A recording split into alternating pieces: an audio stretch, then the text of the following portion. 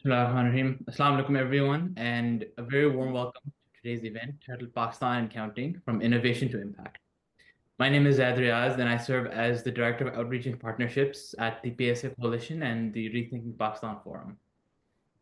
I would like to begin today's session by quickly highlighting an initiative that the PSA Coalition and the Rethinking Pakistan Forum are currently taking up in memory of our founding President and Chair, Arif Shahid. We are working with the Hisar Foundation, currently raising funds to provide 3 rehabilitated wells and 4 hand pumps in rural Sindh and Punjab region. We reached our initial target of $1,550 in just 2 days, and we were able to raise the target to $2,600. We're just $200 short of that goal now. We would greatly appreciate everyone's support in taking forward this cause. Today's conversation takes us to the heart of a critical question. What role can entrepreneurship play in shaping Pakistan's economic future? In a country where macroeconomic policy has too often failed to unlock growth or inclusion, it's entrepreneurs who have frequently stepped in to create jobs, deliver services, and demonstrate what innovation can achieve. But the impact of these ventures cannot be understood in isolation. Their success, scale, and sustainability are deeply tied to the broader policy environment. Our speaker today, Junaid Iqbal Sahab, has played a key role at this intersection. As the founding managing director of Careem, Pakistan, he helped build one of the country's most visible startup success stories, navigating global competition, regulatory uncertainty, and the challenges of scaling in an emerging market. Beyond Careem, his work in finance, investment, and the creative industries has underscored how entrepreneurship is not just about building companies. It's about reshaping systems, strengthening institutions, and expanding possibilities for society at large. Junaid Iqbal Sahab is the founder and CEO of Salt Ventures and also hosts an educational series titled Pakistan and Counting, amongst the first of its kind and engaging with macroeconomic concepts in the Pakistani context. Without further ado, I will now hand it over to Myra to initiate our moderated segment. Thank you very much, Zaid. Assalamu alaikum, everyone. Junaid, sir, thank you so very much for your time today. Zaid has set the tone for the conversation perfectly. So drawing from that, we'll start right from the start, turning firstly to Careem, which I'm sure you're used to. So Careem was the story that really put Pakistan on the regional startup map. It wasn't just about ride hailing. It was really about proving that a business could scale and succeed, despite the countless regulatory and market challenges that exist in Pakistan. Careem's greatest strength is often described as its ability to adapt to local contexts and local realities. In Pakistan, that meant launching at a time when 3G had only just been introduced, and the idea of ride hailing seemed almost unthinkable. Only 1.8% of people owned a car, and law and order challenges made trust a really, really huge barrier. But Careem became a local brand in every country it entered, and especially in Pakistan. Looking back, what did context-sensitive business actually mean in Pakistan, and how do you think that shaped Careem's edge over global competitors? Firstly, thank you very much for having me, and I love the work that you guys are doing, and congratulations on the initiative that Zed just highlighted. With regard, I mean, nothing happens in isolation. As entrepreneurs, as builders, we always have to be. It's better if you're cognizant of our environment. And so when we were launching Careem in Pakistan, and rather the first time I had a conversation with Mudassir about launching this in Pakistan, one of the first things I said was, "This can't happen. It's too dangerous. Women will not get in a car with a stranger. 3G has just arrived in Pakistan. Nobody owns mobile phones. People who own cars won't drive. People who will drive cars don't own." And his pushback to me was, "Well, all we have to do is go and solve for each of these problems that you've identified." So ride hailing was already working. I'd used Uber that previous summer in the US, so I understood the concept of how it worked. And on day one, when you already have this app, which works perfectly, so the tech is built, some financial resources are available. How do you get it off the ground? And so if you think of the context, the most important thing to initially solve for was, where are we going to get the cars from? Because in the rest of the world, car ownership is high, and the way the ride hailing model works is you own a car, and in your free time you drive for Uber or Lyft, and you make an extra buck, or you become a gig worker. So the people who own cars, it was culturally not considered sort of cool to drive. So we had to create this program where people who own cars could become vendors or investors. And every day in our offices, we'd be training captains, and when the captain training would end, we'd be training investors who would understand a program of how if they brought their car to Careem, how they would be incentivized. And literally outside the office, you'd have these car owners meeting captains and pairing up to come and work with us together. So it was a very local solution to a concept that was starting to work elsewhere in the world. The second concept which we had to work on, I think we were the first to start the track my ride feature, because we sort of innately knew that. I mean, I'm talking about 2015, right? So 2011 to 2014 had been one of the worst periods in terms of law and order, right? There was so much political commotion. There was so much terror going on in the northwest. Karachi, particularly, was known for muggings all the time. So in that situation, we had to create that feature, and we built our own background verification mechanism. And um, and and it cost us a lot of money. We had to go, because when you go to a police station and ask for someone's police report, they literally write something down on a piece of paper. The person who they're writing about could have committed a crime a few years ago, and their name could be in a file, rotting away in the shelf right behind, and nobody would know because it's not digitized. So we had to come up with a pretty innovative solution where we hired this security company, and when somebody would apply for a captain's position, they would send one of these investigators to their neighborhood, and they'd go ask the doodh wala and the parchun wala ke ye banda theek hai, and that's how you would approve them. And uh, but and and also we launched zone by zone, because there were a lot of dead zones for 3G at that time. We're talking about October of 25. So we also had to take a big risk, because the people who own cars, the first people to work with us were these fleet companies, these small time rent a car companies who have 5 cars or 10 cars. And when we asked them to work with us, they said, yeah, but we're not going to invest in these phones. So we had to say, Allahu Akbar, give them those phones, and kind of know that most of these won't come back. And this is our investment into the business. And I'm mentioning each of these points because if you went to the US, you wouldn't have to do any of this to launch a ride-hailing business, right? Or once it had launched in the US, and if you were launching this business in Denmark, this is not what you have to do. So this is exactly what context really is. When you're building on ground, you have to literally put your ear to the ground and figure out, how would this work here? What are the realities of our country, of our market, of the space that we're working on? And I think because we worked through that context, we saw some really good wins very early on. Great. That's very, very insightful. And I think from, sort of hearing what you were saying, it took me back to a lot of the very interesting advertisements and marketing campaigns that Careem would employ. Could you maybe run us through one of those campaigns and the sort of thought that went behind them, if there's any of particular interest to you? Yes, so we never had a huge budget. Uber always had better tech and more money.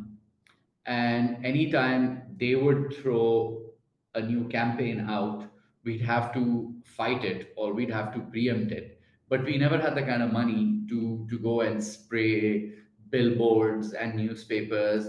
So we somehow, and we never worked with external marketing agencies, because they would come up with these campaign plans which would get implemented 6 months from now. None of them really understood that this business is alive. You put out a promo code right now, and in 40 minutes you'll know whether it works or not. So we ended up making this internal team, and we had this guy Talal Barni, who had come from this rickshaw startup Travely. He was a really witty guy. We had Tanzila, who now works with Facebook. She was also super funny. And so we had this sort of group of 4 or 5 people, and we'd come up with ideas. So when the government banned Valentine's Day, we came out with the promo code Not Valentines. So we said, as per the government's instructions, we will not be celebrating Valentine's Day. Please do not use the promo code Valentine's Day and please do not use Careem, right? So people first did a second take and then they found it funny. And then similarly, another incident like this happened. So then we launched Rishta Aunty. With that became really viral. And when Bakra Eid arrived, we came up with a Bakra car type where you could order this truck that would come to your house and you could buy a Bakra. Maybe we sold 10 Bakras on it, but it made national news. When Uber was about to go nuclear on us and do a major price cut, we heard from grapevine and agencies that they were about to spend nearly $1 million to announce their price cut, and we would fight with them in other ways. We'd build local partnerships. We build a partnership with Telenor, with Jazz, with Alphala Bank, with HPL Bank, and we'd get them to give the discounts. And we'd say, okay, if you use an HPL card, you get X% off, right? So we were pioneering that card discount because we understood locally that banks are trying to increase their card businesses. Jazz or Telenor are trying to increase their adoption of wallets. So we would go to them and kind of bring money from them and use it to amplify.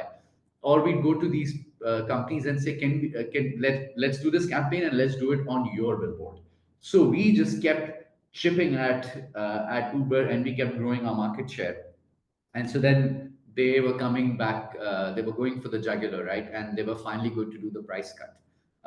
And they do this in every market. They play for a year or so and then they do a massive price cut because by then the category has developed, people understand who you are. And we knew this day would come because we had learned this in a few markets and we knew we would have to cut price. But when you cut price, how do you let the whole world know that your price has been cut? So, and we heard that okay, they're about to announce this maybe on a coming Monday, and it's going to be in all the papers. It's going to be on TV, and we learned about their plans, and we figured out that they're going to spend about $1 million to do this. So we hop on a call with our headquarter, Mudassir and everyone. And Mudassir had an interesting saying. He's like, what if you didn't have the money? Yes, we can give you $1 million to spend. But what if you didn't have the money? What would you do? So one of our colleagues said that, well, recently this oil company made MS Dhoni the CEO for a few days, and it got them a lot of free media. So why don't we get a celebrity? So this was a Wednesday afternoon or a Thursday afternoon. By that evening, we had gotten access to Wasim Akram. We convinced him to be CEO of Careem for a day, and so he basically we did a whole drama at night. He kind of said, you know, I've always wanted to be a CEO of a company, and tomorrow I'm making a big announcement. So he did that at night, and it went viral. The next morning, he made a video from home, getting dressed. He's like, I always wanted to be a CEO, and now I'm going to go join this company. So this is exploding. And then he comes to our office. Him and I did like this press conference together. And then I shook his hand and I walked out. And then he sat and had a meeting with the team. And newspapers across the English speaking world picked it up. Hey, Wasim Akram is the CEO. Wasim Akram is the CEO. And I'm getting messages like, bro, everything's okay. Do you want to talk? What happened here? And then that evening, Wasim Akram, when all the attention had been drawn to us, said, hey guys, by the way, I'm just CEO for a day. And I have the power to make one decision. What do you guys want from Careem? What should I do before I leave? Guess what everyone said? We want a price cut. So instead of us telling our customers, we got all our customers attentive towards Wasim Bhai, and then all of them begging for a price cut, and then him announcing it. So that Monday when Uber announced the price cut, it looked like they followed us, and we got more amplification. And a media agency did some math for us, and they said you guys got what would be like $10 million worth of earned media. So this was our marketing style. No agencies, just constantly being in touch with our customers and sort of doing a stunt at least once a month.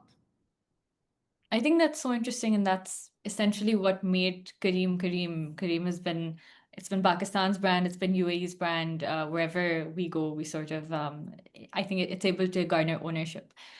You mentioned partnerships a lot and how you collaborated with Pakistani banks, etc. Many have credited the Careem effect with inspiring Pakistan's startup wave in terms of sort of stimulating the 2021 startup boom. So beyond that sort of symbolic success, what do you see as Kareem's greatest lasting impact on the country's entrepreneurial system? I think the first impact that we saw was, and this was very practical. This is the first time people at a large scale were using technology to earn a daily living, right? So when the captains first started coming to us, so many of them were not like really educated. So many of them could not fully understand the app, but they used visual memory to learn the buttons. They all had to quickly learn how to use Google Maps, and in those early days, when we were growing rapidly, we were adding hundreds of captains a day. So hundreds of people were learning how to use this app, how to use maps, how to use navigation, how to use the wallet, how to move money to the Easy Pesa, and so on and so forth. So essentially, it was the first time at scale a large number of people were interacting with what a digital economy looks like. The second, and I think one of the most important, um, um, and we hadn't imagined that this would happen. We invested a lot in safety and security, and so about 60% of our users were women. Now, when women were interacting with captains, now in Pakistan, men and women don't interact as much. The average common Pakistani interacts with his mom, his sister, his wife, his cousins, that to us up till a certain age. And now suddenly, you're in this car, which is a pretty tight, intimate space. So we had to do a lot of training on how to behave. How do you provide a service? How do you be a professional? You can't be fixing your mirror and looking behind, or you can't be asking, "Is वक्त कहाँ जा रही है?" and why are you going elsewhere? And eventually, as the system evolved, you saw women using us, women of all income and social groups, in all cities at all times of the day. So I think that we didn't predict that, but that was a great outcome. And we launched women captains as well. So the feedback I used to get, anytime I'd go out, it would be that, thank you so much. This has really opened up room for women to move around easily in Pakistan. I thought that was the third is, I believe, what you mentioned yourself. It I mean, I had spent time in energy, finance, and media prior to Careem, very traditional industries, and I used to read TechCrunch, and I would hear these TEDx talks, and I would always imagine, yeah, this sort of stuff can only happen in Silicon Valley, or rather I had never thought about this was never in my conscience, right? And it's only after I met Mudassir, and he was like, well, let's start this in Pakistan. I said, but these things don't work here, right? But when it did work, it gave so many people that confidence that businesses like this can also operate in Pakistan. And then sort of the Kareem mafia took force, where hundreds of companies have come out in the region just from people who had an opportunity to work. And I would imagine the fourth one, small story. Uh, I'm leaving from the Lahore office, taking the Friday 7 p.m. flight back to Karachi, and this very well dressed gentleman drops me home, and he looks back and he's like, "You're," yeah, and he picks me from the Kareem office. He's like, "You're the MD, aren't you?" I'm like, "Yes, sir. Yes, I am." It's like, "Oh, I saw you on some podcast or something." I'm like, "What do you do?" He's like, "Well, I'm a structural engineer." I'm like, "Oh, wow." So this is the first time I was meeting someone who was almost kind of upper middle income, and it's like, oh wow, I wanted data points, right? So He said, well, one of my kids is in A levels, one has just gone to college, so expenses were going up. So I thought might as well check this thing out. I'm like, okay, great. So by the way, does your family know? He's like, actually, my wife and my kids know, but my in-laws don't. I said, all right. A couple of weeks ago, I ran into the same gentleman, same setup, leaving office, running for the 7 p.m. Lahore to Karachi flight. I'm like, how are you doing? And he's like, yes, how are you doing? I'm like, how are your kids? How they're settling into college? Oh, by the way, does your mother-in-law know now? He's like, no, she doesn't know, but I've convinced five of my friends to join. And so in the beginning, you had these sort of hired drivers or captains. And later on, especially in Karachi, you take a ride somewhere like towards the evening, somewhere in the middle of the city, and you'd have someone who works on Chandigarh Road, lives in Gulshan, works in a bank, and is taking a ride on the way home or delivering a ride on the way home. I think that was the fourth bit where being a part of the gig economy and sort of this whole concept that all work is good work. Um, and a lot of people started taking pride कि हाँ हम शाम को करीम चलाते हैं, So I would say these are the four major sort of impacts I can think about. Amazing. And I think it goes to show how important the rhetoric was to the business, and how much of a difference it made. And these stories are also interesting, and I think more than anything inspiring. And I could go on about this for ages. I can say with certainty that for me, my interest in startups and entrepreneurship, particularly the Pakistan and MENA space, began with Careem. And so on a very personal level, I was very sad when Kareem's exit from Pakistan was announced around 2 months ago now. That was officially attributed to a lot of macroeconomic challenges that are facing Pakistan currently. So, in your view, what do you think Kareem's departure tells us about the future of Pakistan's digital economy? And would you say that many of the impacts and the successes that Careem instigated will be reversed as a result of this? Or do you think those are sustainable long-term impacts that will stay in Pakistan for the near future? I'm not with Kareem anymore, so I'm of course close to the leadership, but I can't speak on Kareem's behalf. But what I can tell you from my understanding is when right after COVID, when interest rates went up and the funding environment had dried anyways, Kareem did double down more on the UAE and Saudi markets, and in effect, it had reduced its sort of its burn or its losses in some of the more frontier markets. Then also the market had a major setback, right? Your rupee went from 100 something to at one point 335, and then it settled in the 280 space. So what used to be, the bike ride used to be a $1 ride, which was about a 100 rupee ride. And your car ride, which was like a 300 rupee ride, used to be a $3 ride. That suddenly became a $1 ride. Now, if you look at Kareem's or anyone's economics, um, if you're making $1 revenue, ride-hailing platforms typically have a take rate of 20%, so 20 cents. Now, once you take out your AWS charges, your Google Map costs, your other tech costs, then Kareem also had call centers. They had a safety security division, and so they had a lot of bells and whistles around the service that we had built. Now, subsequently, a lot of new players had entered the market, which and these were sort of second movers, so to speak, the InDrives of the world, the Yangos of the world.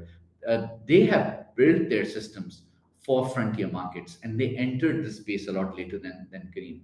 So in effect, they were operating in a no frills manner, in a very very low cost environment, right? And so it's a very different product. It's a very different product. The product that Kareem was offering, especially its prime product, which used to be the business product, does not work as well anymore in these markets. Purchasing power has tremendously eroded in Pakistan. There has been a massive erosion of of professionals in the country. A lot of them have left the country whether you believe it or not, there has been a brain drain. So I think a lot of those factors did contribute. But I think it is important to know that Careem has not exited Pakistan. It still has its largest technology engine in the country. And to an extent, the operating environment has become harder for all businesses across Pakistan, particularly startups, because startups were, of course, startups in the stages do rely on capital, on venture capital to find their product market fit. And if you look at the time between sort of 2017 to sort of 2020, 2021, there was a pretty constant influx of capital in Pakistan. Globally, there was a lot of euphoria, interest rates were low, tech companies and tech investors had done well in markets around the world. And so they did take a punt on Pakistan. But Pakistan's macroeconomic environment completely changed. And not just, if you look at just the growth, our GDP growth has pretty much been flat, has been severely anemic. And if you factor for inflation, I mean, in 2023, 2024, we had some of our highest inflation ever, at one point, even hitting close to 20%. So in those environments, it's hard to bring technology or businesses from abroad and then sell them in Pakistan. Suddenly, what felt like a daily utility suddenly starts to feel like a luxury product in a poor economic environment. Perfect. That's again very, very insightful. And I think the tech hub really leaves some hope for Pakistan to continue to grow. There's a lot of technology development happening in Pakistan, and I think the opportunity is immense. Thank you for all of those insights. I think Kareem's journey shows us not just the power of innovation, but also how startups have a real social impact and social change well beyond just their industry. So with that in mind, I will now hand it over to Shahzeb to take us to the next part of our discussion on startups and investment. Thank you, Myra. So building on Kareem's example, I'd like to shift our focus to the wider startup and investment landscape in Pakistan. In recent years, we've seen record levels of funding during like the pre-COVID world. Then we've also seen like the rise of shows such as Shark Tank influencing how people think about entrepreneurship. And then we have venture platforms such as yourself, Salt Ventures, helping shape the ecosystem. So Junaid Saab, my question for you would be, Pakistan has a very young, ambitious population. There is clearly no shortage of raw talent. But what we often hear from founders is that not only do they lack capital, but they also lack mentorship and access to a supportive ecosystem that can really help them grow. So from your perspective, how do we begin to close this gap? And what roles do you see platforms like Salt Ventures playing in building that ecosystem? Thank you, Shazib. I think a lot of effort did go into mentoring, right? You saw these national incubation centers that were funded through PTA funds that emerged in all major cities. Even provincial governments, Punjab had that Plan 9, Plan N incubator. All the major universities also have an incubator today. Um, some of the venture firms like I2I also run accelerator programs. So, in some, and I mean, you could go even as far as Abbottabad right now, and there is like a startup accelerator there. So, from that perspective, if today you are a founder worth your salt, and if you have an idea that works, and you're building something that is viable, there is ample support out there. So if someone's not being able to tap into it, then they're really missing a beat there. That's a lot of effort went into it. A lot of programs have come into Pakistan. Even like high-end programs like Endeavor now exist in Pakistan, right? They pick one or two startups a year. Of course, it's a very elite program, but a lot of the people who are part of that program have also emerged from some of these other places. Also, you have had, uh, the Careems, the Ubers, Bikeas, Darazes of the world, Airlift, even if though it failed as a startup, which a lot of startups do, it's not a big deal at all, served as universities for a lot of talent, right?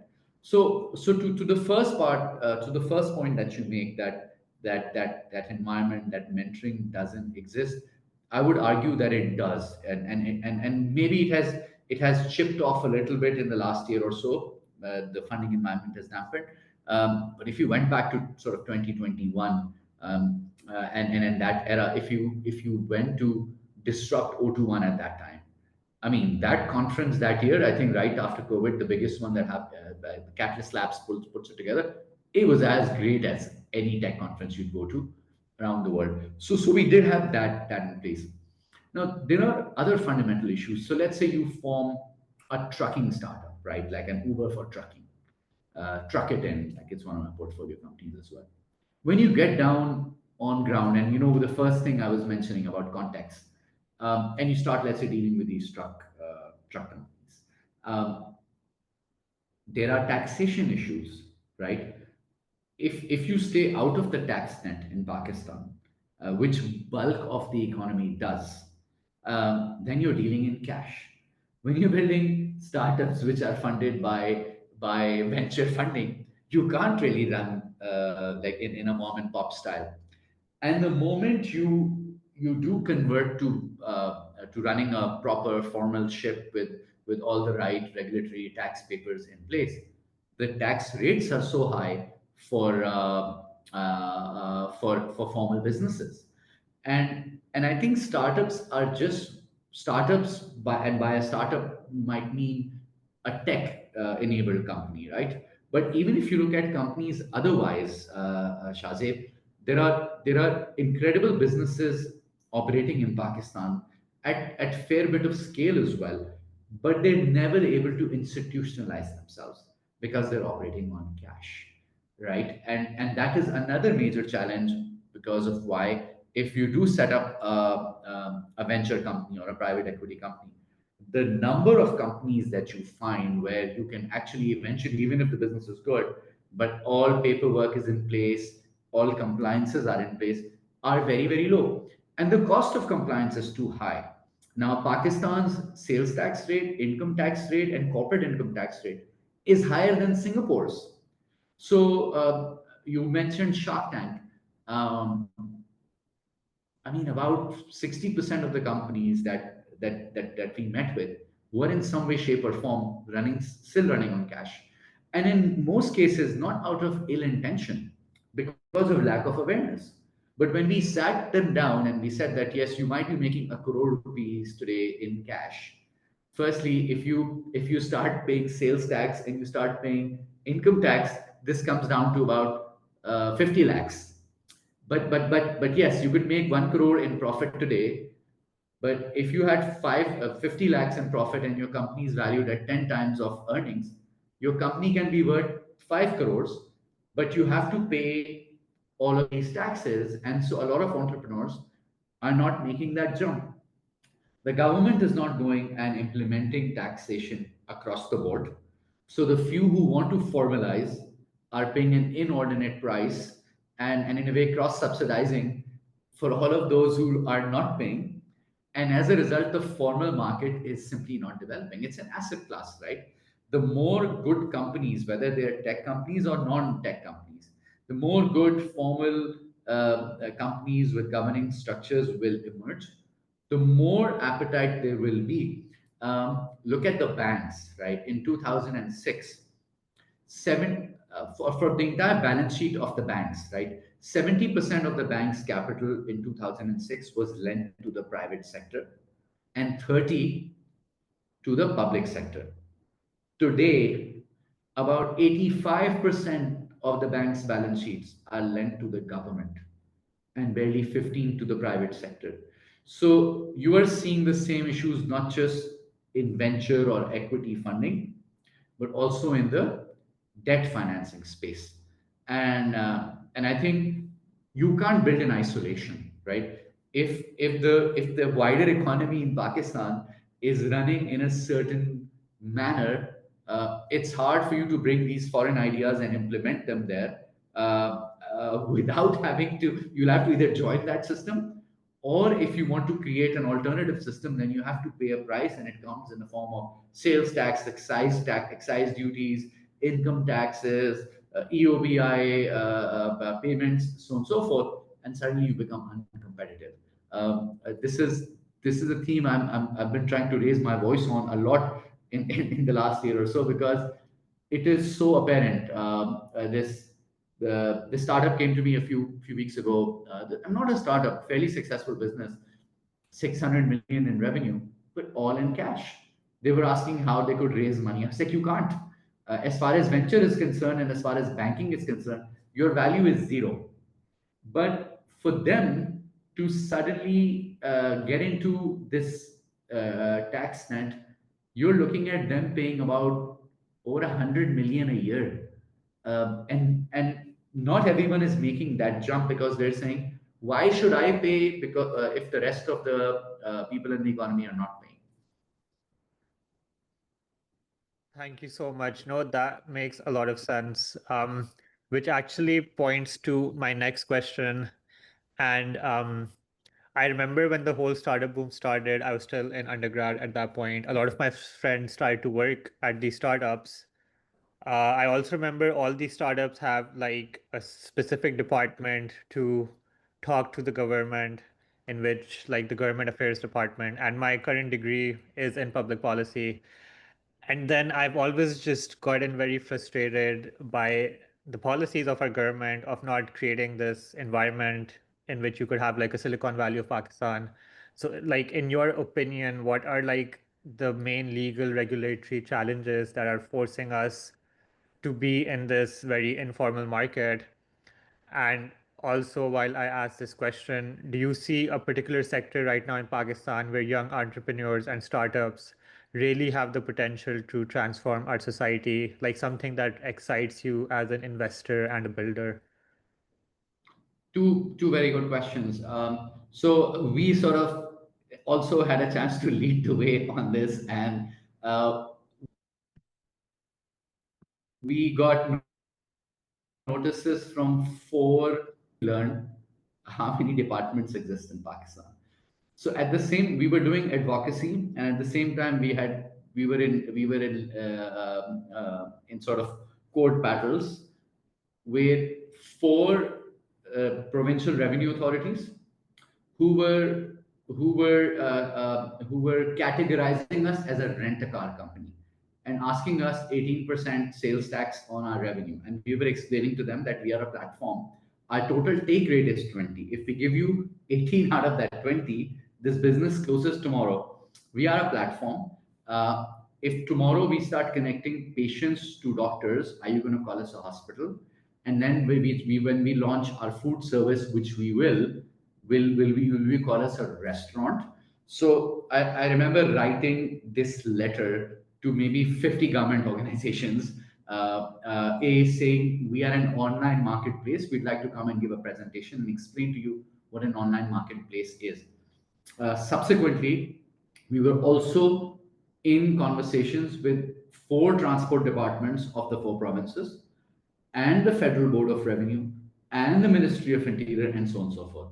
So by the end of it, and especially in my last year at Careem, Pakistan, literally this was my biggest thought, because if they categorized us incorrectly, the value would have all been eaten up. At that time, we went and did this roadshow, and they all asked us, why don't unicorns get born out of Pakistan? Why did you guys start in Dubai and not in Pakistan? I said, because when we raise money in Dubai for our holding company, we can send that money anywhere.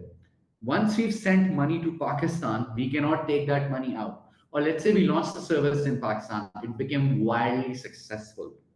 And if could we then take that money and invest it in other markets? Profit Magazine did a really good piece last week on the four big companies in Pakistan who are sitting on more than $250 million of cash: Engro, Lucky, Fauji Group, and so on and so forth. They can't take that money elsewhere. Why can't Engro take that $250 million? If it doesn't have viable projects in Pakistan, why can't it take that money and invest it abroad, right? So the state is so afraid that if we will allow foreign capital to move in and out, all the money will go out. Yes, it will go out, but if I can bring in my money and take it back out, I will also keep money in my dollar account in Pakistan. So that's the other challenge. And uh, and and the state has made it very, very hard. You have provincial entities, you have these cantonment level agencies, then you have these federal agencies.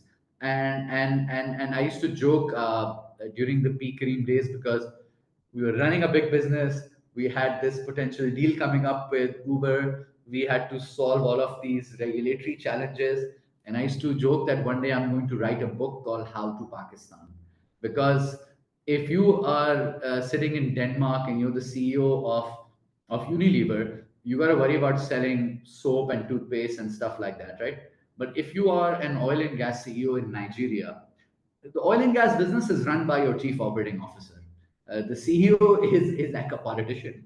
So I mean that I got to learn so much, right? Because we were meeting secretaries, ministers, chief ministers. But so I could go back and say, wow, what a great experience I had, right? And I learned how there is a state within a state within a state. But that's not where my time should have gone, and that's not where our time should go. So to bring to so the easiest environment in Pakistan right now, and where the government is also incentivizing you a lot, and where there is no tax, where you can operate on cash, is agriculture. So this takes me to the next question that you asked. Today, uh, land holdings in Pakistan have become so small that it's next to impossible that we can fundamentally feed ourselves, and we can truly attain the potential of being the breadbasket of the region. So this is the time for entrepreneurs, for good teams, teams of founders with agri or aquaculture experience, with branding experience, with operations experience, with marketing or export experience, to jump in and sort of make use of this opportunity. We've recently started a series on Pakistan and counting called Unlocking Growth, and we just did a series on something on shrimp farming and olive farming, and it's really, the practices are so archaic. The size of these holdings has become so small. The adoption of know-how, of knowledge, is so backward that the number of low-hanging fruits are enormous. And the government, I mean, it's interesting that as we're looking more and looking into this sector, we're finding that this is an area where the government is actually supporting. They also know how to support in this area, right? So if you're an entrepreneur in Pakistan today, and if you're trying to build, sure, if you've built an AI startup and you found a way to sell your product all over the world, amazing. Please give us a call too. We'd love to look at your work. But this is where you can go and tap Pakistan's potential in agriculture. Thank you so much. We did look at your Pakistan Accounting podcast, and it was very informative to just learn about the olive oil industry. And we recently even won an award, I think, in New York as one of like Yes. best olive oil. So there is a lot of talent, but yes, I do believe we need to focus on certain sectors where we have a competitive advantage, which makes me move into our last question on my end before I hand it over. So Pakistan definitely has a young population at home. We also have a large diaspora abroad as well, especially in places like the US. We see many Pakistanis are in the tech and finance space, but very few are visible as like startup founders or CEOs. How do you think we can better fuel the diaspora energy to connect global Pakistanis with local entrepreneurs, channel mentorship and investment back home?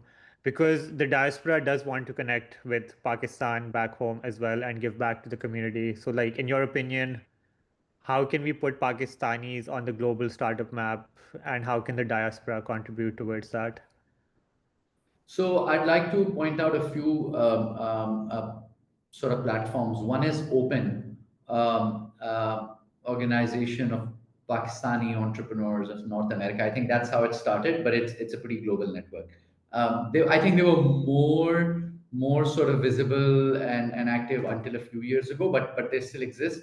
The second platform, which is very active today, is called Park Launch. It was started by Ali Fahad, and they are doing an exceptional job literally every quarter.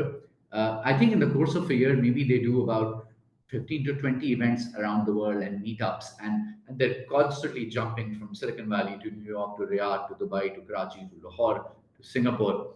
And you would be surprised at the number of unicorn founders that we have within the Pakistani diaspora. And in terms of engagement, a lot of them have been engaged. A lot of them do come back to Pakistan, if for nothing else than for Decemberistan, right? A lot of them have had their fair share of meeting with government officials.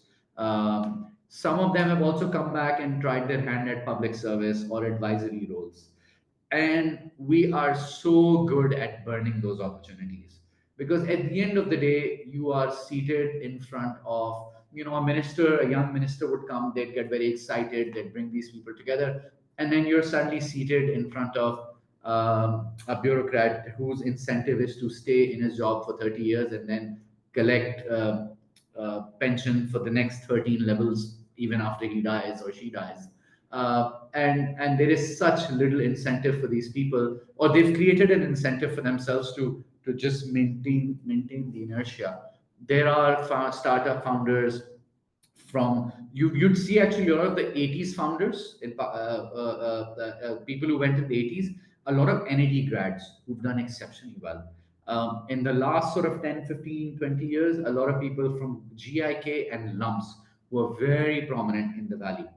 If you go to New York, you can pick any top investment bank, you could pick hedge funds, and you have Pakistani managing directors there. You go to large organizations like Samsung's of the world, you go east, you will find Pakistanis in leadership. So they're all there, and they're all also connected through other networks. So inadvertently, they would be connected with the Citizens Foundation or Dil or Zindagi Trust or Indus Hospital. So they are all doing their part. They are all trying. We just have an incredible way of frustrating them. They come here, and so they all eventually say, and I like what Dr. I think Asim Khwaja, he's at Harvard, right? Economist. And he says to everyone, he's like, stop trying to solve this big problem. Let's try to get micro wins. You focus on what you can do. If you can put up a software house in Pakistan and employ 100 people, you do that. If you can do something else, you do that. So, in that sense, I feel the diaspora is having a great impact already. But the diaspora is not going to fully engage uh, till sort of the political environment or sort of the political economy also becomes fair. Right now, it's a rigged game, right? If you are an agriculturist, if you are a landowner, if you are a large retailer, if you are in the establishment, and if you are in the bureaucracy, the system is built to benefit you. If you are a formal corporate, if you're a formal services firm, if you're a formal manufacturing firm, or if you are a salaried class individual, the system is built to only take and extract from you. I'm not making this up. This is not philosophical. I can back this up with numbers. Salaried class paid 580 billion of tax last year. All of agriculture sector paid like 5 billion in tax. Nizam Bank alone paid 100 billion in tax. Right? Agriculture, retail, real estate, they're having a party of their lives while they're squeezing the country dry, which is relying on borrowing yearly to just meet its current expenses. So the diaspora is very smart, and you won't have to ask them to come. You won't have to facilitate their investments. When you fix your house, they know how to find opportunities. That's how they became successful elsewhere.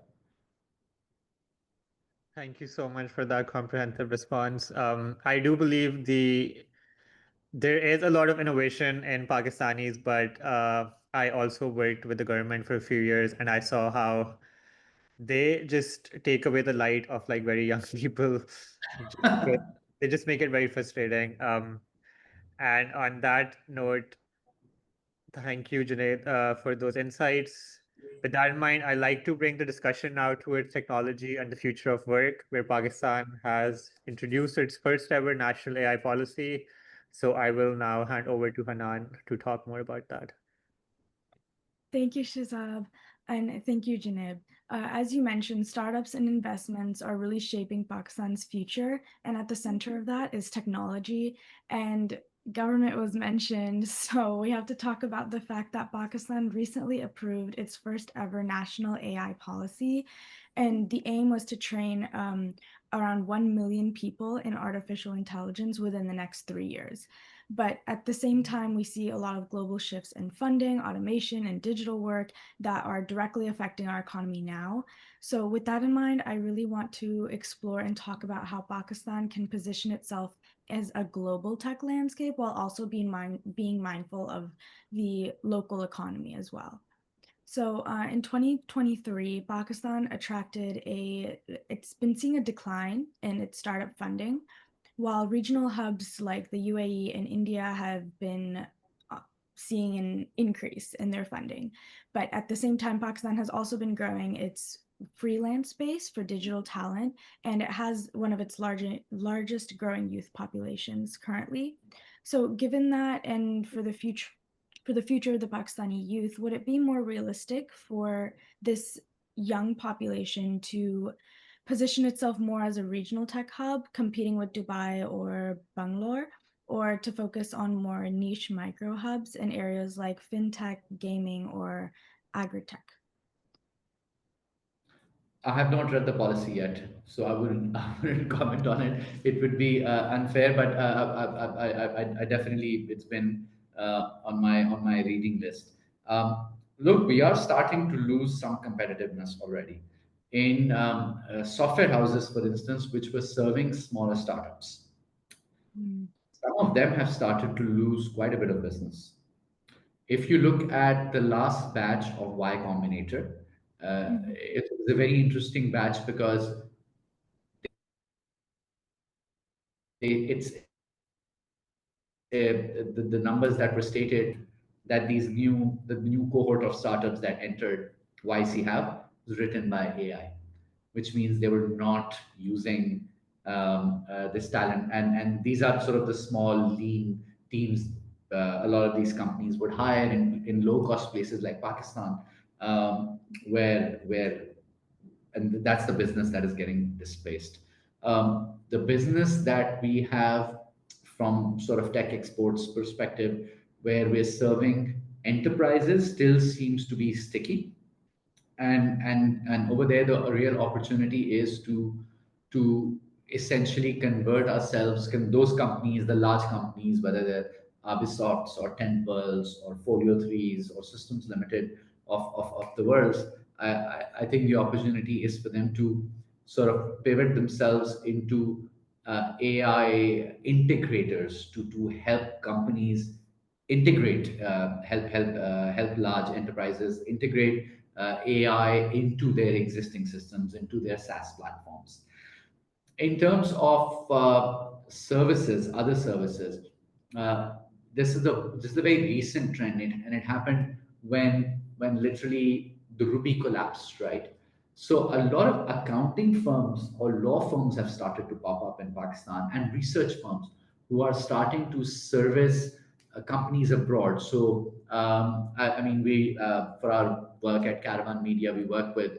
I mean, there's a set of ex Careem guys who post Careem, someone got a job in Germany, someone got a job in some other parts of Europe, and they suddenly offer to their good companies, why don't I help you outsource X chunk of the business?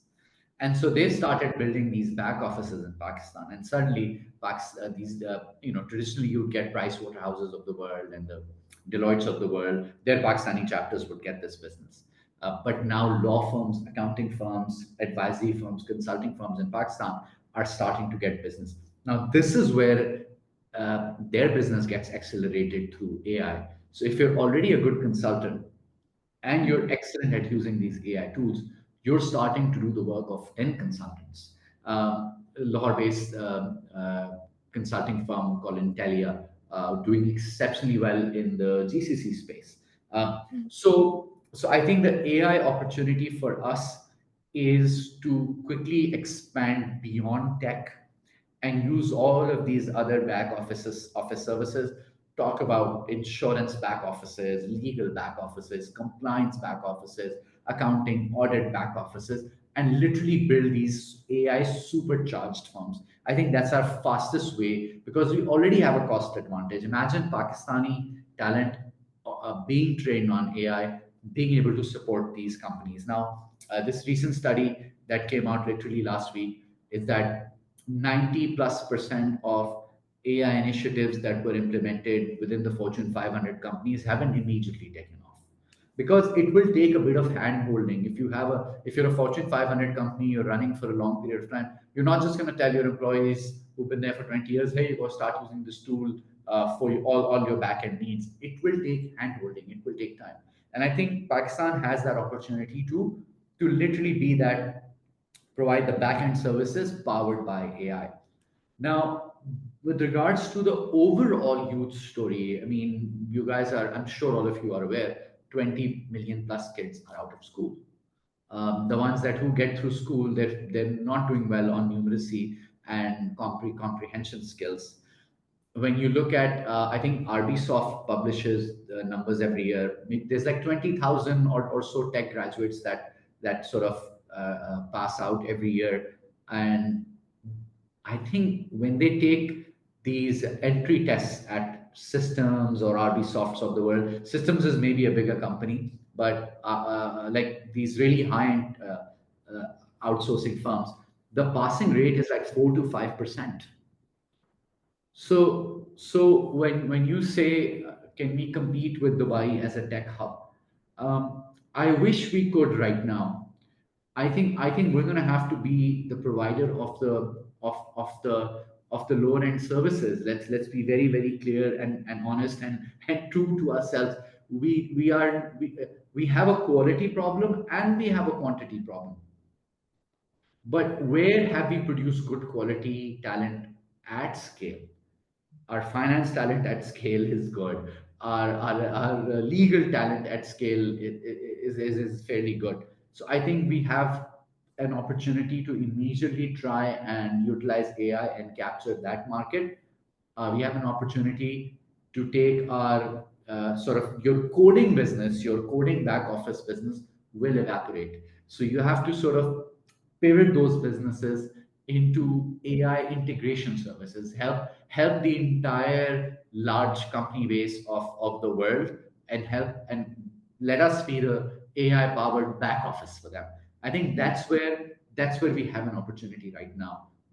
It would be, yes, there are starting to be companies. People in Pakistan have created models. Excellent teams have built uh, video related softwares, audio related softwares, but these are corner cases. This is not the mean. That's interesting. Thank you for providing like an actual concrete answer to this, or like just a way for us to pragmatically work around this.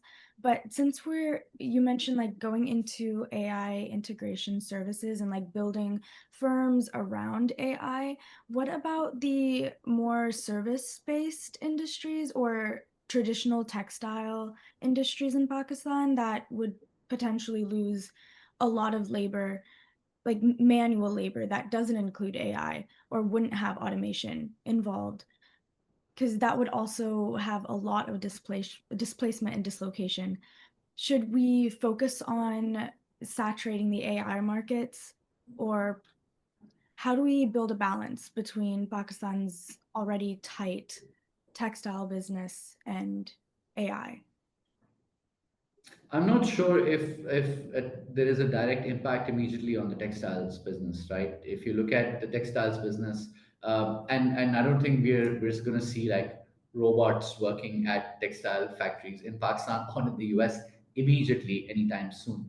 the challenge for these industries is more to do with energy. These are energy intensive industries, especially if you look at the spinning, which is the first part of the textile value chain. It is very energy intensive, and Pakistan's energy costs are some of the highest in the region and in the world. We have major challenges in how we've structured our energy policy. So we could go into this tangent, but when it comes to, let's say, textiles, I don't think there is any direct AI correlation there, or maybe I don't have that understanding yet. But this is more an energy problem. This is more a cotton problem. This is more a minimum wage problem right now. I see, I see. Thank you, Junaid Sab. That's the end of my questions. Thank you for sharing your perspective. It's very Thank clear you. that technology, from AI to digital micro hubs, is a huge challenge and an opportunity for Pakistan's economy. So with these insights in mind, I'm going to broaden the conversation to look at macroeconomic policy and how the private sector can drive more sustainable growth. And that will be with Zaid. So I will pass this on to Zaid. Thank you so much, Hanan. As we've seen, technology and startups are the key drivers of Pakistan's future, but their success is deeply influenced by the broader economic and policy environment. Junaid Sahab, through Pakistan and Counting, you've been highlighting key economic trends and policy issues. In this segment, we'll explore how macroeconomic policy, regulation, and private sector engagement shape Pakistan's growth trajectory and what that means for entrepreneurship, investment, and long-term development. As the founding MD of Careem Pakistan, you navigated a highly regulated, uncertain market, yet scaled operations to transform urban mobility. Pakistan ranks 108 out of 190 economies in the World Bank's Ease of Doing Business Index, which reflects structural barriers to entrepreneurship and investment. At the same time, startups raised north of $300 million in 2021, a record for Pakistan, but funding has since slowed significantly due to macroeconomic political instability. Drawing from your experience with Kareem's growth journey, how do you see Pakistan's macroeconomic policy and regulatory environment impacting the scalability of startups? Also, what specific policy reforms would make it easier for entrepreneurs to scale businesses in volatile economic conditions like those in Pakistan? Look, the environment in Pakistan is not favorable for businesses right now, and that's the point we've been trying to drive home. Is because there are two segments of the economy: the informal economy and the formal economy. The formal economy is bearing the burden for the informal economy, right? And how does this translate into the viability of the state? So look, nothing happens in isolation, right? So I mean, the way I like to explain it is, uh, let's say you're walking on a straight floor. You can walk at a certain pace, but at those airports you've got those moving walkways. What are they called? Now you're walking on one of those. Now you start running on one of those. Like the pace acquires, the relative pace compared to the person who's just walking on the floor, it just speeds up so much more. Now compare running on that sort of automated walkway to someone who's walking like uphill 90 degrees with a slippery slope. That's sort of the environment the government is giving you to play in, and wants you to pay more taxes than Singapore to play in that environment, right? If you're a startup and someone funds you and you bring money to Pakistan, you then can't take that money outside right now. So why does money stop coming into a system, right? I think that's because the answer, I mean, I think I already sort of answered a part of your question earlier on. But why is Pakistan an attractive environment for investments, period? Not just in startups. Have we seen FDI in other projects? Have we seen FDI in oil and gas? Have we seen FDI in infrastructure projects as we were supposed to? No, right? So let's look at the state, the finances of the state of Pakistan, the federal government, right? The federal government's job is to manage this economy, right? Where does the federal government get money from, Zed? where does the government get money from? What's the government's revenue source? Tax. Tax.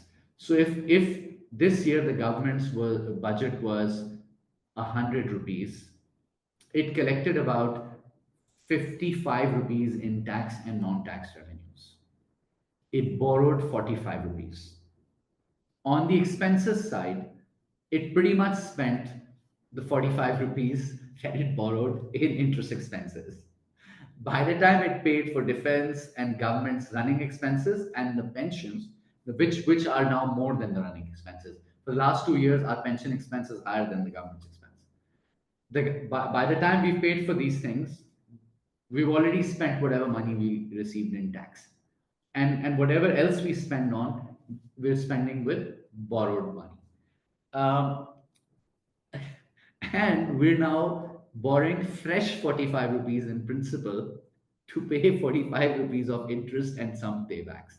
Imagine running your monthly finances there, where you have to borrow $500 a month to pay $500 of interest a month, like or a year. Just imagine the maths. So firstly, this is the viability of the state. Like, to fix this, you need tax reforms. Sectors who don't pay have to start paying. You have to bring down the tax rate. You have to simplify the tax code.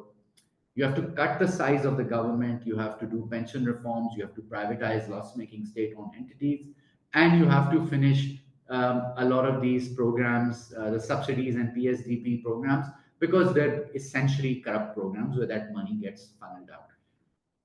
Unless your state is viable, it will keep borrowing money from abroad, and the state will never have money to catalyze the economy when it needs to, right? In times like this, there's suddenly floods, right? The state doesn't have any money. The state doesn't have any surpluses to protect the economy.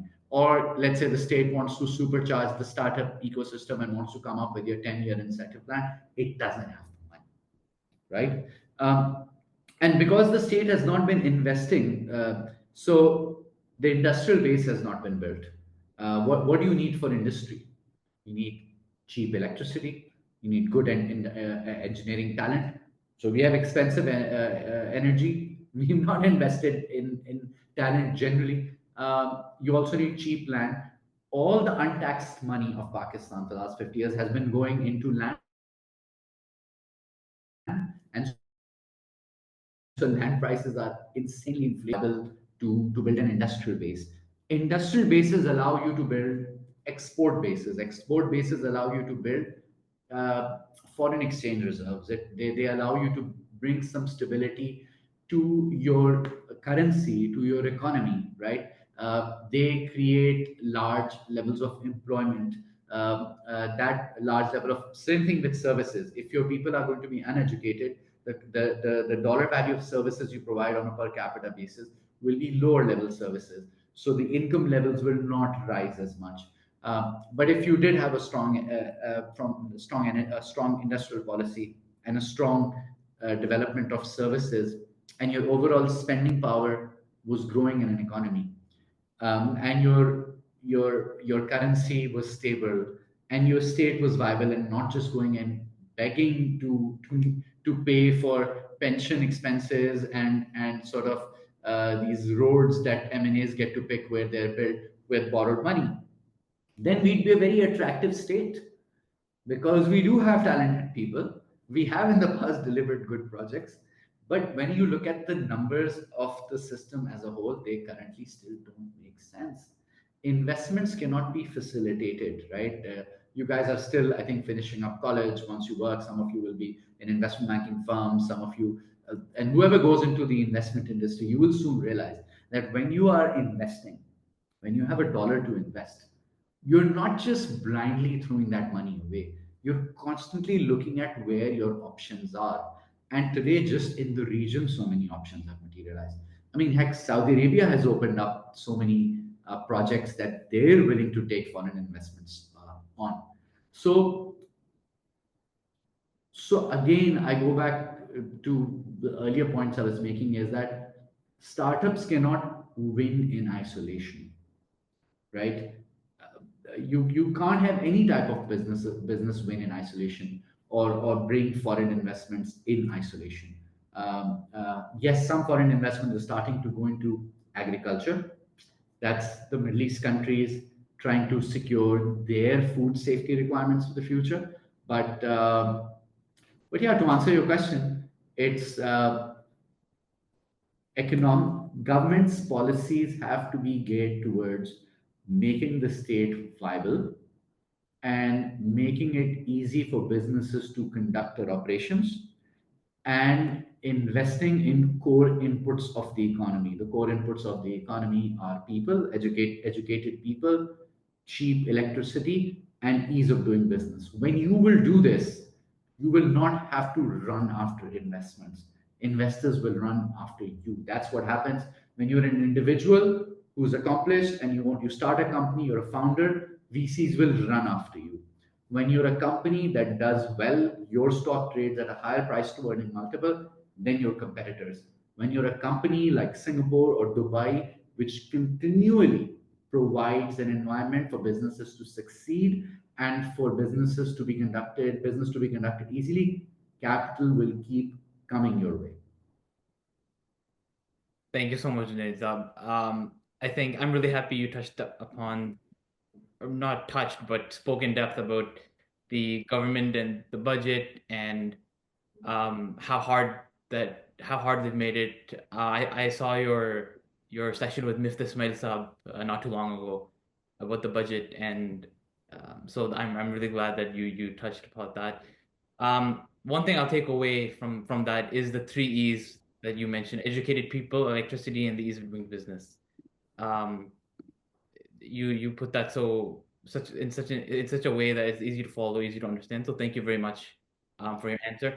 Moving on, Bangladesh's GDP per capita has reached about $2,600, which is a significant rise from historic levels, lifted largely by garment exports and consistent industrial growth. By comparison, you made mention of the fact in the first segment that Pakistan's GDP has remained flatlined for some time now.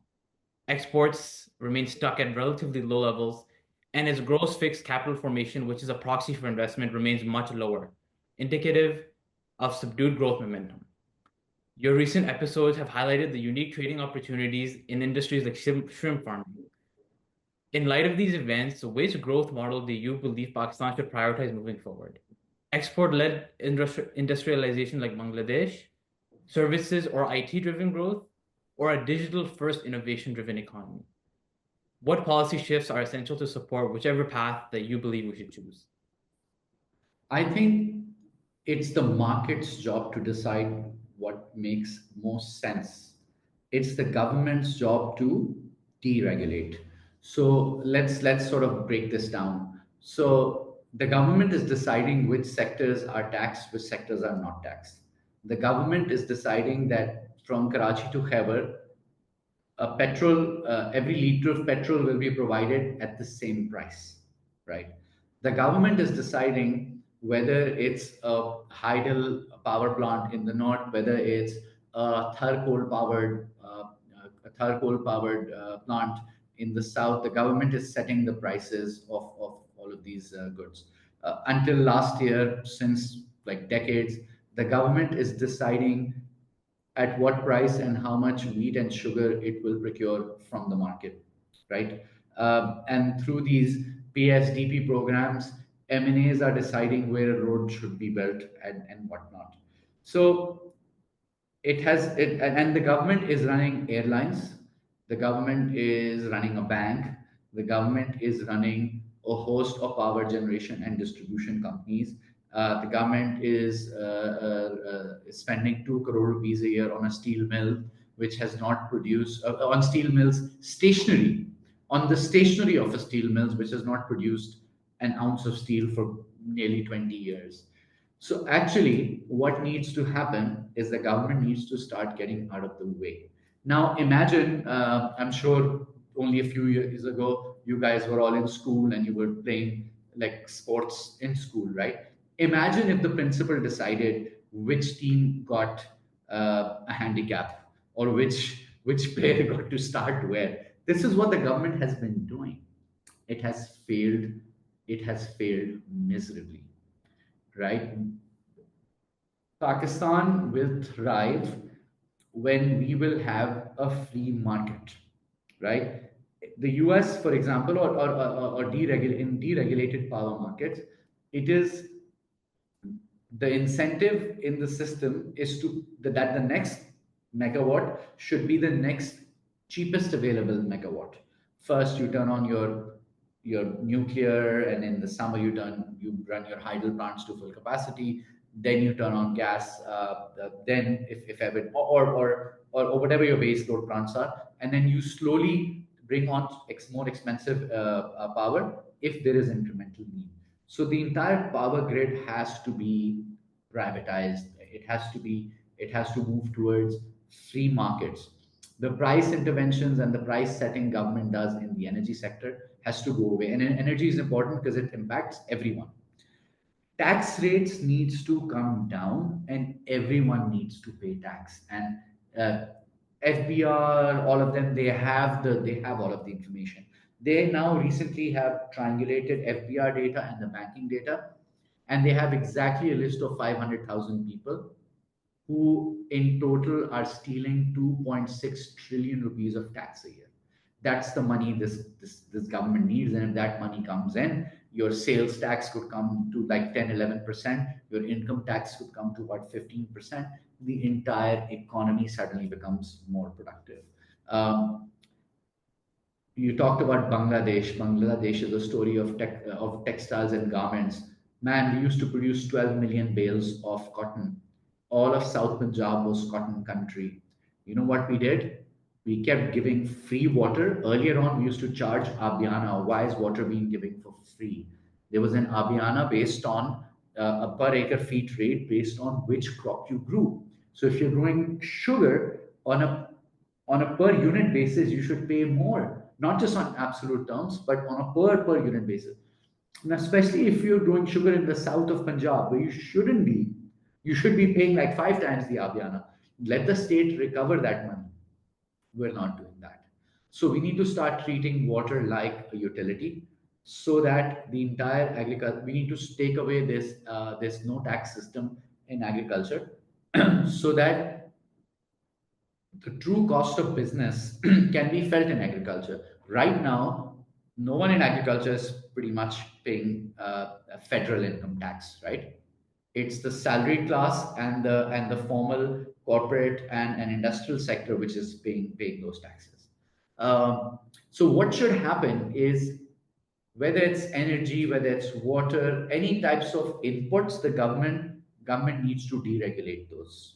When it comes to output, the outputs of products, the government cannot be coming into the marketplace and choosing who and how much of sugar and wheat and at what price to buy from, because then you're dislocating the market, the settling price of the market. When you will do that, you will see that you will see that more efficient players will take space in industries. You will see more people entering industries with higher margins. That is really how countries have grown. Tell me a country that has achieved exceptional economic success where the government is deciding the prices of food, energy, water, and whatever it chooses, right?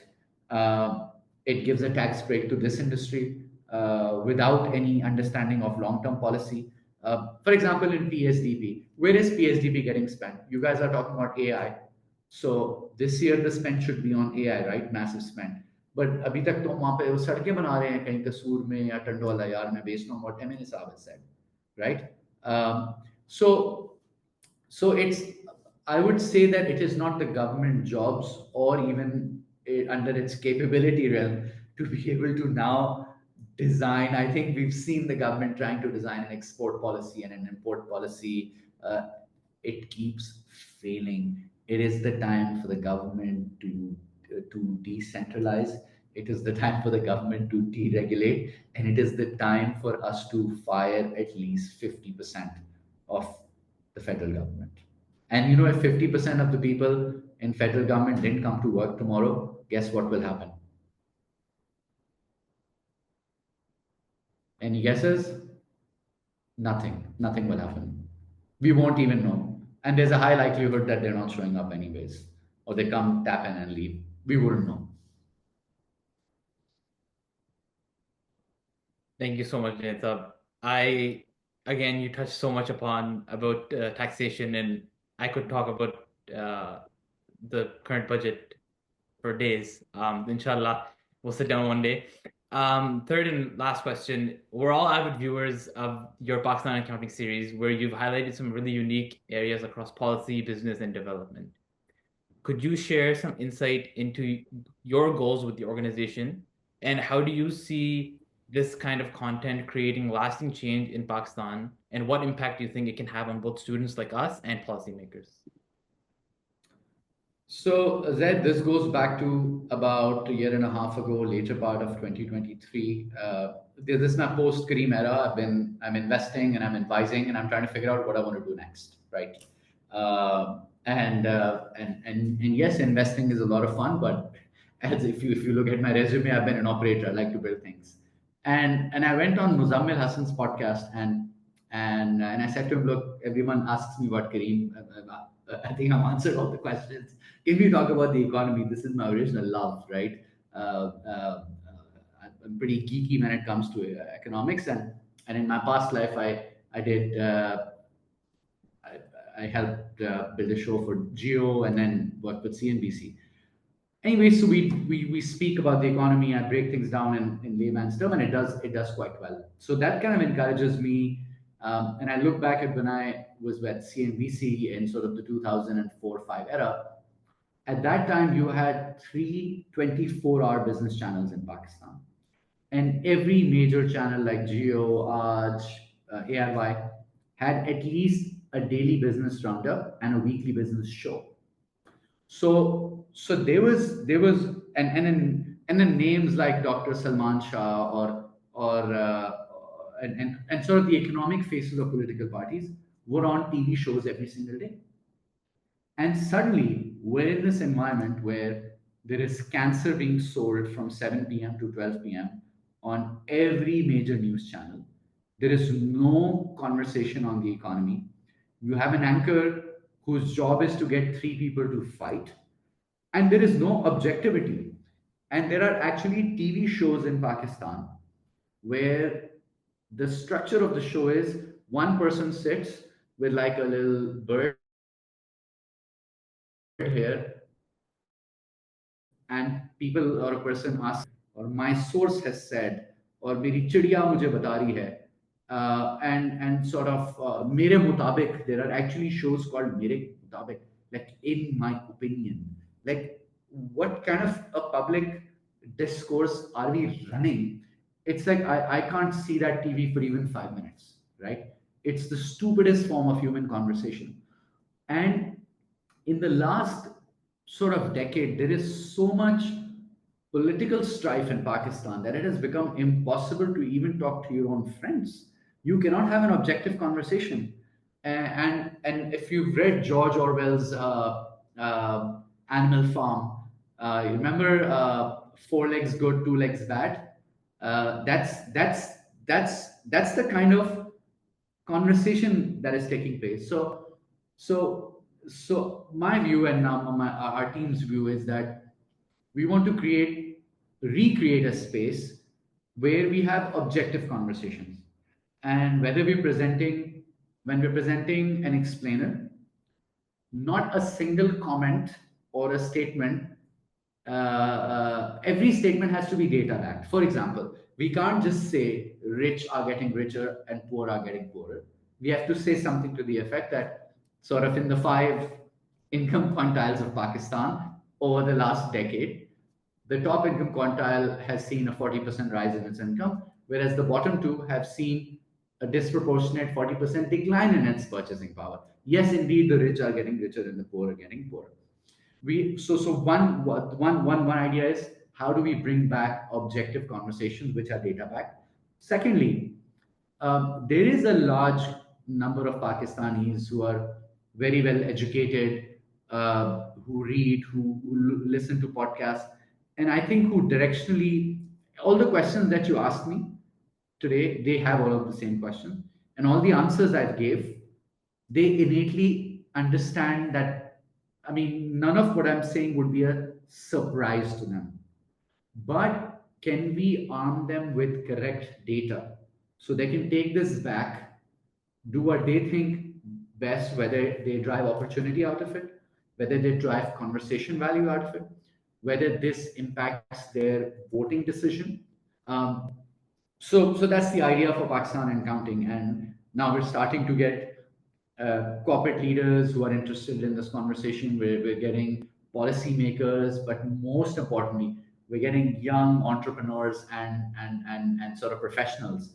On our YouTube page, we have about, I think, 205,000 subscribers, but our LinkedIn community it tells us a lot because we've got 1,300 members, and I love scrolling through the member list because you'd have UI UX designer, economist, founder, tech something, real estate something, but all young Pakistanis around the world who are doing really really cool stuff.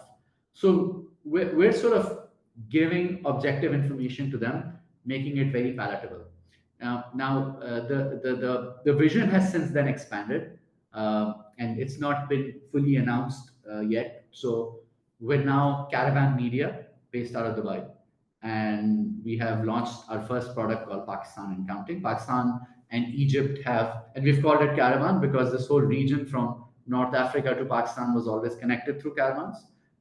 We believe that this region will create 3.5 trillion of fresh value over the next decade, and Pakistan and Egypt have a reform problem. So we want to break down reform and break down opportunity in very objective, bite-sized manner, so everyone can go and understand. And instead of having that problem, that conversation where I will tell you there is one big problem in Pakistan. No, there's no one big problem. There's a million small problems, and if we solve a tenth of them, we'll be okay. And then the GCC actually has an information problem because so much stuff is happening so quickly. They're growing, they're testing, they're throwing spaghetti on the wall. Some ideas are sticking, some are not, but they're trying. So, and there isn't regional media which covers them in that level of detail.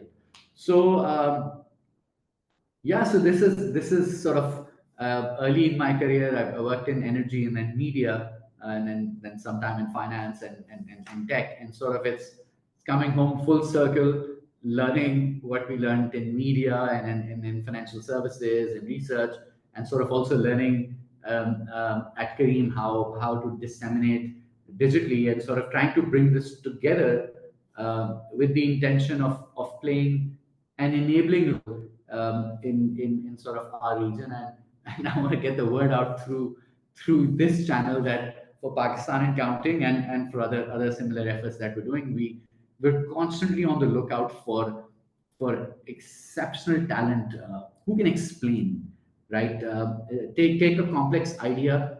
You could be an economist, you could be a political scientist, you can be a computer scientist, doesn't matter. But can you take complex ideas and break them down?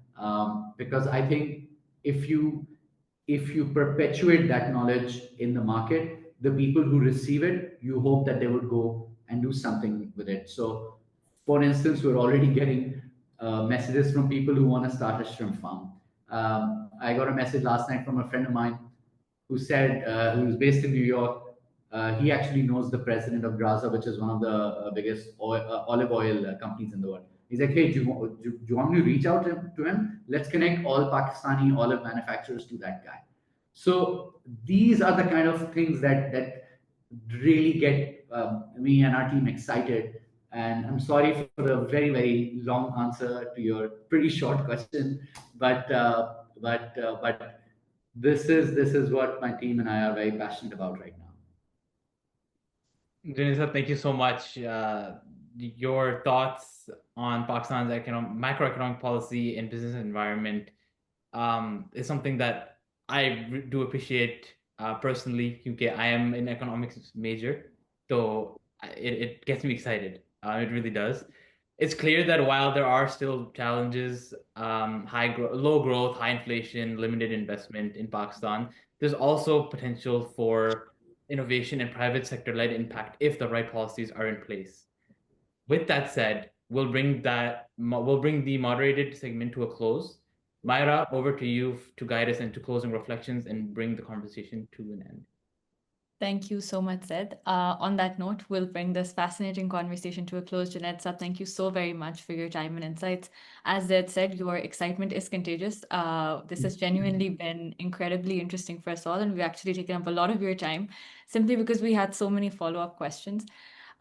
Thank you for reinvigorating our passion for Pakistan and its economy. At a time when both find themselves in a pretty dire situation, you reminded us that they can be helped, and it is our job to do so. What we've heard today are not just stories of entrepreneurship and business, but lessons on resilience, vision, and the possibilities of aligning innovation with impact. And that is where our work begins. From Careem to Salt Ventures, your journey reflects not only the challenges of building in Pakistan, but also the immense opportunities that exist when innovation is scaled with purpose. A special thank you also to Hanan, Zaid, and Shahzeb for their moderation today, and to our creative director Farwa for all her efforts behind the scenes. As always, we must also thank Arif Shahid, the forever president and chair of the PSA Coalition and Rethinking Pakistan Forum. He made and continues to make all these events possible. And we as a team want to request that you continue to keep Arif and his family in your duas. Thank you all once again for joining us. We look forward to seeing you at future Rethinking Pakistan Forum and PSA Coalition events soon. Have a wonderful day. Allah Hafiz and Pakistan Zindabad.